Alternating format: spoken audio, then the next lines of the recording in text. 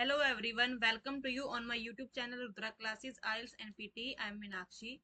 आज जो मैं वीडियो लेकर आई हूँ उसमें हम डिस्कस करेंगे कि जो हमारा पीटी का जो स्कोर है वो क्यों बार बार एग्जाम देने के बाद भी हमारा जो स्कोर है वो लो रहता है, उसको कैसे हमने इम्प्रूव करना है और कौन कौन से शॉर्टकट हैं जिनको आप अप्लाई करके अपना जो स्कोर है उसको इम्प्रूव कर सकते हैं। तो स्टार्ट करते हैं हमारी आज की वीडियो। सो सबसे पहले कि आजकल जो इशू आ रहा है आपका लो स्कोर आने में, वो मेन इशू है आपका पिच का इशू। कि आप क्या करते हो कि किसी की जो वॉइस है वो थोड़ी सी हार्ड होती है, किसी की थिकर होती है। तो जिसमें क्या है आपका जो स्कोर है वो डाउन जा रहा है, उसको आपने कैसे फिक्स करना है। आपको एक अपना जो फोन है उसमें आपने एक वॉइस एनालाइजर को डाउनलोड करना है, उसमें अपनी जो वॉइस है उसको रिकॉर्ड करके देखो और उसके बाद एनालाइज करो कि आपकी जो वॉइस है उसकी पिच कितनी जा रही है। आपका जो पिच है वो मेन रोल प्ले करे, क्योंकि कुछ की जो पिच है वो बहुत हाई होती है जिससे लगता है कि वो नॉर्मली बोलते हुए भी वो क्या करें, स्क्रीमिंग कर रहे हैं। और जिससे आपको जो एग्जाम में एग्जामिनर होगा वो भी आपको बोल सकता है बीच में कि आप क्या कर रहे हो, आप स्क्रीमिंग कर रहे हो। इसके लिए आपको अपनी पिच को एनालाइज करना बहुत जरूरी है, क्योंकि पिच ही आपका जो मेन रोल है वो प्ले करती है आपके स्पीकिंग के स्कोर में। आपको ये पता होना चाहिए कि जो बॉयज हैं और जो गर्ल्स हैं उनकी स्पीच में भी डिफरेंस होता है, तो उसके अकॉर्डिंग ही आपको प्रैक्टिस करनी चाहिए कि पिच आपका मेन रोल है आपका स्पीकिंग सेक्शन में।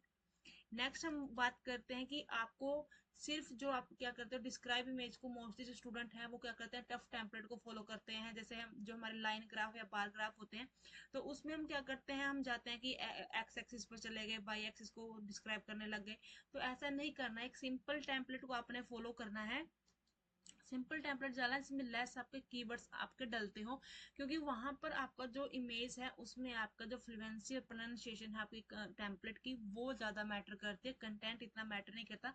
कंटेंट में से आप 2-3 पॉइंट बोल दोगे तो वो आपका सफिशिएंट है, क्योंकि अगर आप ज्यादा बोलने चले जाओगे तो आप में फंबलनेस आ जाएगी और फंबलनेस की वजह से आपका जो पूरा का पूरा जो आपने उसको स्पीक किया है उसकी आपका ओवरऑल स्कोर डाउन चला जाएगा।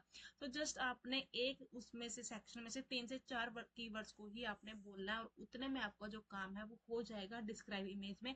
इससे ज्यादा आपको डिस्क्राइब इमेज की टेंशन लेने की नीड नहीं है। But most of the student को इसी की टेंशन रहती है कि हाँ हम डिस्क्राइब इमेज का टेम्पलेट सही से बोल पाएंगे कि नहीं। नहीं, जितना सिंपल आपका टेम्पलेट होगा उतने जितने आप कीवर्ड्स लेस चूज करोगे अपने जो आपके सामने इमेज है, उतना ही आपका अच्छा स्कोर आएगा डिस्क्राइब इमेज में। इसकी भी आपको हेडिक लेने की नीड नहीं है, इसको छोड़ दो। जो मेन पॉइंट है वहां पर आपने अपना जो टाइम है वो इन्वेस्ट करना है। अगर मैं बात करूं कि कुछ अपडेट्स आई हैं कि आपके पास जो पीटी का एग्जाम है एकेडमी का, उसमें जो पियर्सन वाले हैं वो कुछ क्वेश्चंस को ट्राई कर रहे हैं। ठीक है, एज आपको टेस्टर दे रहे हैं कि आप उसको कैसा परफॉर्म करते हो, कैसे वो रिएक्ट करेंगे। वैसे ही आपका पीटी कोर के लिए था।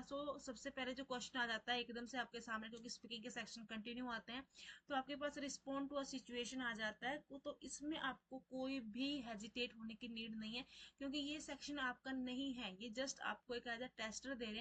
तो आपने नॉर्मल स्पीक करना है, उसमें बिल्कुल भी फंबलनेस नहीं डालनी, क्योंकि ये स्कोर आपका काउंट नहीं होने वाला। आपको बस कॉन्फिडेंस के साथ कोई भी आपके पास जो टेम्पलेट होगा, आप रिटेल लेक्चर का टेम्पलेट ले लेना या फिर आपको डिस्क्राइब इमेज का टेम्पलेट ले लेना, उनको देखकर आप क्या कर देना, उसको स्पीक कर देना। अगर आपको उस टाइम कुछ भी समझ में नहीं आ रहा, लेकिन आपने उसको स्पीक करना है, ये नहीं कि मैं उसको स्किप कर दूं। ठीक है, सेम ऐसे ही आपके पास एक और क्वेश्चन आता है, summarise the group discussion. Same आएगा कि आपसे आपके पास जो 3 से 4 पर्सन होंगे वो आपको आपके सामने एक लेक्चर को रिप्रेजेंट करेंगे और आपने उस लेक्चर को में से कीवर्ड्स को डालना है और उसको फिर टेम्पलेट में डाल के आपने उसको स्पीक कर देना है। ठीक है, सॉरी यहाँ पर 10 सेकंड का टाइम आएगा कि आपके पास प्रेप करने का, सेम जैसे रिटेल लेक्चर में होता है वैसे आपके पास इसमें टाइम होगा।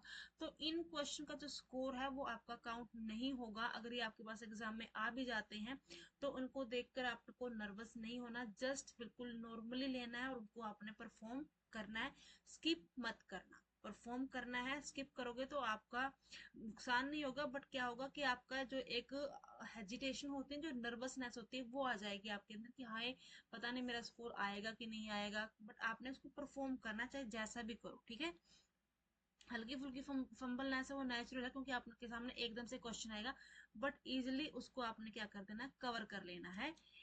नेक्स्ट मैं बात करूँ रिपीट सेंटेंसेस की, देखो क्रिटिकल रोल प्ले करते हैं आपके पूरे स्पीकिंग के सेक्शन में भी और लिसनिंग के सेक्शन में भी, ओवरऑल आपका स्कोर में भी। सो जितना आप बोल सकते हो उतना आपने इसको स्पीक करना है, फुल कंटेंट ट्राई करने, बिल्कुल भी मत ट्राई करना। अगर आपको लग रहा है कि मैं फुल अगर मैं ट्राई करूंगा तो मैं वहां पर मिस्टेक कर दूंगी, तो आपने क्या करना है, जितना आप पिक कर रहे हो उसको आपने बिना फंबलनेस के स्पीक करना है, बिना फंबलिंग के, बिल्कुल कॉन्फिडेंस के साथ, जितना क्लैरिटी के साथ आप उसको स्पीक कर सकते हो।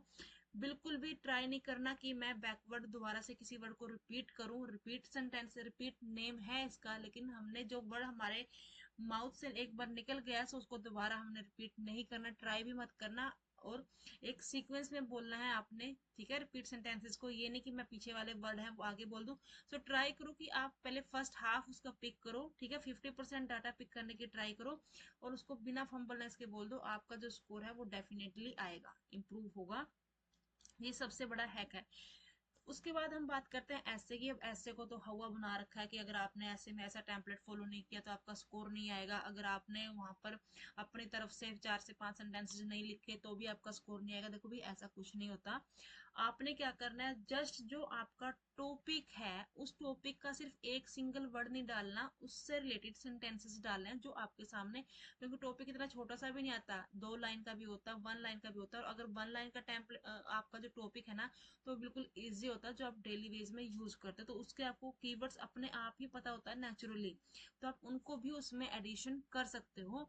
बट मेन मैं कहूंगी कि आपका जो ऐसे है वो आपका ग्रामर और स्पेलिंग पर ज्यादा डिपेंड करता है, क्योंकि देखो आपका क्या होता है, 2 मार्क्स आपके ग्रामेटिकल स्ट्रक्चर के होते हैं, ठीक है।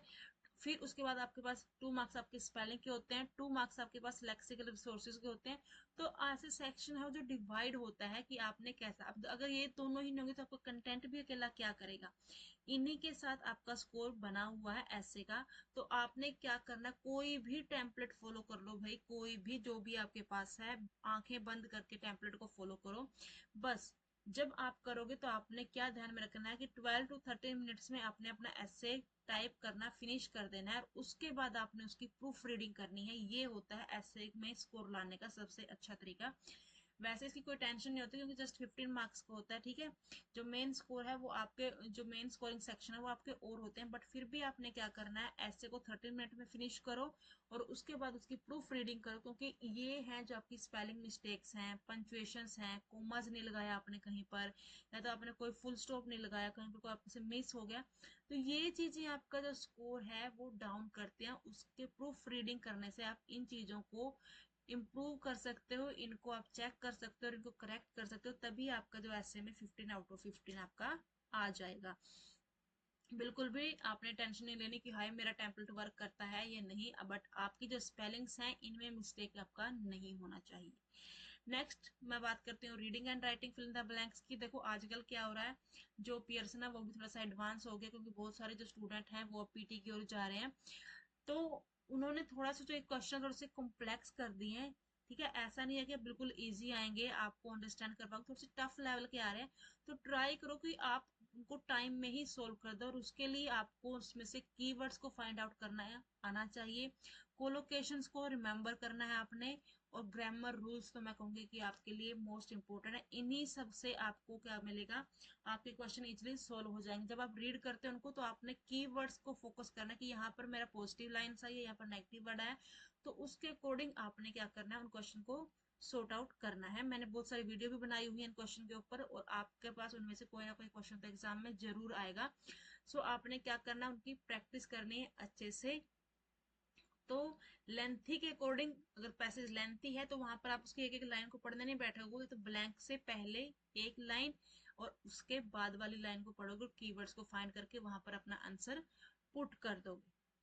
नेक्स्ट अगर मैं बात करूँ समराइज रिटन टेक्स्ट की, तो कुछ स्टूडेंट हैं वो बोलते हैं कि हम तो अपनी तरफ से वहां पर लिख कर आएंगे, तो ऐसा नहीं करना आपको। उसको फ्रेजेस नहीं करना, पैराफ्रेजिंग नहीं करनी आपने उसकी, जस्ट आपने कॉपी एंड पेस्ट को फॉलो करना और जल्दी से जल्दी उस पैसेज को वहां पर आपको फिनिश कर देना, क्योंकि वहां पर आपके पास टाइम नहीं होगा इतना, और उसके बाद आपके जो ग्रामेटिकल स्ट्रक्चर है, जो स्पेलिंग्स है, उसकी मिस्टेक होने के चांसेस बढ़ जाएंगे। तो क्या करो, जस्ट आपने कॉपी एंड पेस्ट मेथड को फॉलो करना है, जैसा सामने दिख रहा है वैसा ही उसको आपने राइट कर देना, बट कनेक्टर को यूज करना नहीं भूलना, और लास्ट में फुल स्टॉप आपने जरूर लगाना, क्योंकि इसमें आपका रीडिंग का स्कोर भी होता है। ठीक है। नेक्स्ट अगर हम बात करें listening fill in the blanks की, तो देखो आपको उसकी सबसे पहले आपको लिसनिंग में अगर स्कोर इंप्रूव करना तो स्पेलिंग्स तो भाई आपको करनी पड़ेंगी। स्पेलिंग्स आपको बिल्कुल श्योर होना चाहिए कि मेरी यही स्पेलिंग आएगी, एस वाला वर्ड है, ईडी वाला वर्ड है, पास्ट में है, प्रेजेंट में है, फ्यूचर में है, तो ये सब चीजें आपको क्लियर होनी चाहिए। और ज्यादा से ज्यादा प्रैक्टिस करो आप फिल इन द ब्लैंक्स की, आपका स्कोर देखो एक साथ टू सेक्शन का स्कोर इंप्रूव होगा अगर आप फिल इन द ब्लैंक्स करते हो, और साथ में लिसनिंग का तो होगा ही होगा। ठीक है। राइट फ्रॉम डिक्टेशन की अगर हम बात करें तो देखो मोस्ट रिपीटेड क्वेश्चन आता है, किसी भी यूट्यूब चैनल से आप इनकी प्रैक्टिस कर सकते हो, बिल्कुल 100% आपके जो ये वाला सेक्शन है ये रिपीटेड ही आता है। रेयर चांस होता है कोई एक आधी डिक्टेशन आपकी अलग आ जाए। आप जितने चाहे उतने एक्स्ट्रा वर्ड के एडिशन कर सकते हो, बट टाइम को मैनेजमेंट को ध्यान में रखते हुए, ये नहीं कि मैंने एक ही डिक्टेशन के ऊपर 3 से 4 मिनट लगा दिए और मैं वहीं पर एडिशन करता चला गया। ऐसा नहीं, टाइम को ध्यान में रखते हुए जितनी क्विकली आप एडिशन कर सकते हो एक्स्ट्रा वर्ड की, उतनी जल्दी आपने करना है। कोई नेगेटिव मार्किंग नहीं है आपकी एक्स्ट्रा वर्ड की एडिशन के ऊपर। ठीक है।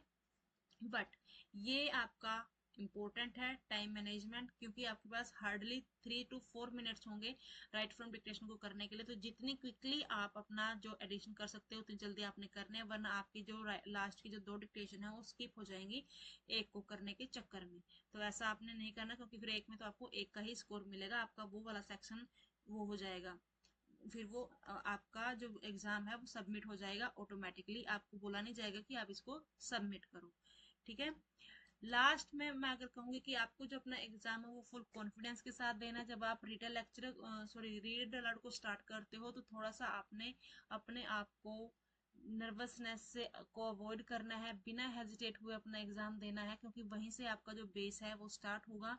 बिल्कुल भी आपको पजल नहीं होना, किसी भी सेक्शन में क्लियर होना चाहिए, कॉन्फिडेंस के साथ दो। कुछ भी सामने आ रहा है, अगर आपको कुछ भी समझ में नहीं आ रहा तो सामने जो चीज लिखी है वही आप बोल दो, एटलीस्ट आपके पास फ्लुएंसी का स्कोर तो आएगा। और अपने जो आपका गोल है उसके ऊपर आप अपना फोकस करो, अच्छे से एग्जाम की प्रैक्टिस करो, और अपना एग्जाम है उसको क्रैक करो और फॉरन जाओ। सो ये थी मेरी आज की वीडियो। आई होप कि आपके जो डाउट है वो क्लियर होंगे, कैसे आपने अपना जो एग्जाम है उसकी प्रिपरेशन करनी है। मिलते हैं नेक्स्ट वीडियो में।